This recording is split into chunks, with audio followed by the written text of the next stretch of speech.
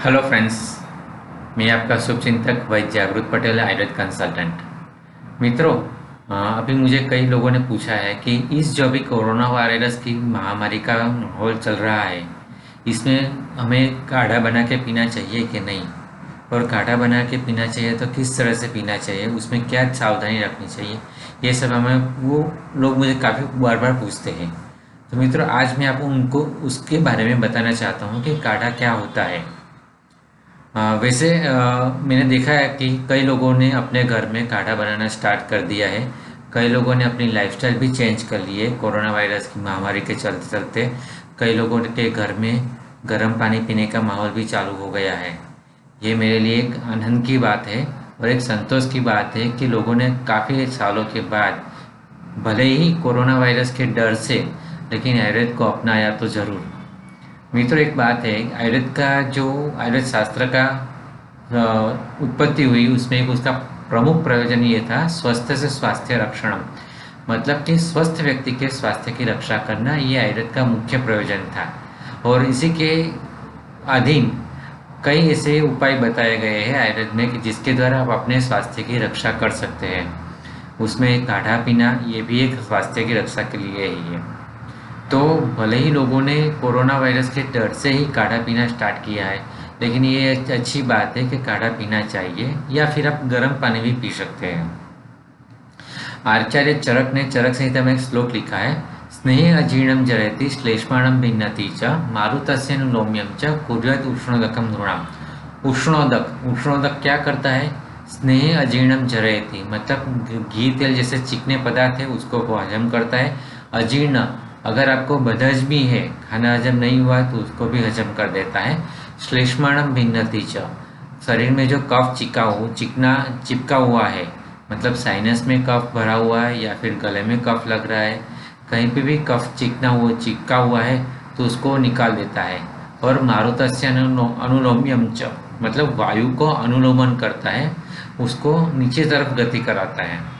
ज़्यादातर लोगों में मैंने देखा है कि कई लोगों का पेट भारी लगना, डकार आना, छाती में घबराहट जैसा होना, ये सब बीमारियां होती है। तो उसका एक ही कारण कि वायु की गति नीचे तरफ जो होनी चाहिए उसकी जगह वो ऊपर चढ़ता है, उसके कारण ये सब तकलीफ होती है।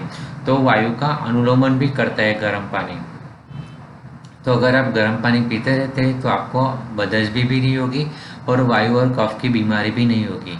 और वैसे देखें तो कोरोना वायरस में वायु और कफ की बीमारी ही है, क्योंकि कफ के कारण गले में थ्रोट इन्फेक्शन, कंजेशन, फेफड़ों में न्यूमोनिया जैसे पानी भर जाना, कफ होना, ये सब होता है। और वायु के कारण सिकुड़ना, स्पाज्म वगैरह सब होता है। तो ये कफ और वायु की बीमारी है, तो उसमें आपके लिए गर्म पानी फ़ायदेमंद रहेगा। और उसके साथ में आप अगर उसका काढ़ा बना के पीते हैं तो वो और भी फायदेमंद रहता है, क्योंकि काढ़ा बनाने में आयुर्वेद में बताया है कि जब आप काढ़ा बनाते हैं तो काढ़ा बनाने की प्रोसीजर में ऐसा बताया गया है कि आप जितना द्रव्य लेते हैं उससे 16 गुना पानी लेना है, और वो 16 गुना पानी में से सिर्फ 4 भाग पानी बचे उतना वो काढ़ा बनाना है।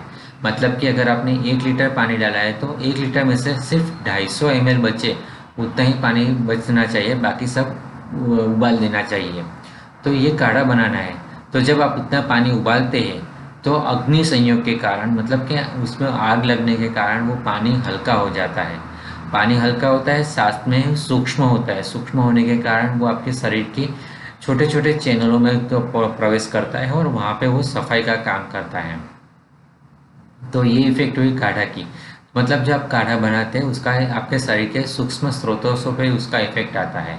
अब जब आप काढ़ा बनाने के लिए अलग अलग दवाई यूज़ करते हैं तो हर दवाई, जैसे कि आपने अदरक ले लिया या फिर सौंठ ले लिया या फिर पुदीना ले लिया, काली मिर्च ले लिया, या फिर आपने नमक डाला, नींबू का रस डाला या फिर अजवाइन डाला, तो आप जो भी औषध यूज़ करते हैं वो हर औषध का एक पर्टिकुलर इफेक्ट होता है।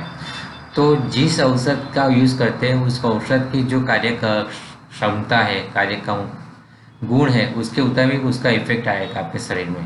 तो काढ़ा भी बनाना है और उसके लिए प्रॉपर औषध का सिलेक्शन भी करना है, क्योंकि प्रॉपर औषध का सिलेक्शन होगा तभी उसका हमें जो हमारे शरीर में ज़रूरी है उसकी वैसी इफेक्ट आनी चाहिए, आती है।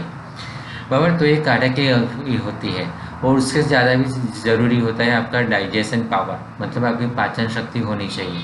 अगर आपके शरीर में पाचन शक्ति ठीक है, खाना खाया हुआ या फिर मेडिसिन जो लिया है वो मेडिसिन आपके शरीर में हजम होती है, तभी वो आपके शरीर को इफ़ेक्ट करती है। जैसे भी मैंने देखा है काफ़ी लोग च्यवनप्राश लेते हैं या फिर विटामिन सी लेते हैं, या फिर विटामिन सी के लिए वो अनार का जूस या फिर मौसमी का जूस या फिर नींबू का रस वगैरह पीते हैं। लेकिन मेरा कहने का तात्पर्य है कि सिर्फ खाने से आपको ताकत नहीं मिलेगी, खाया हुआ औषध या खाया हुआ खुराक जब हजम होगा तभी आपके शरीर में ताकत मिलेगी।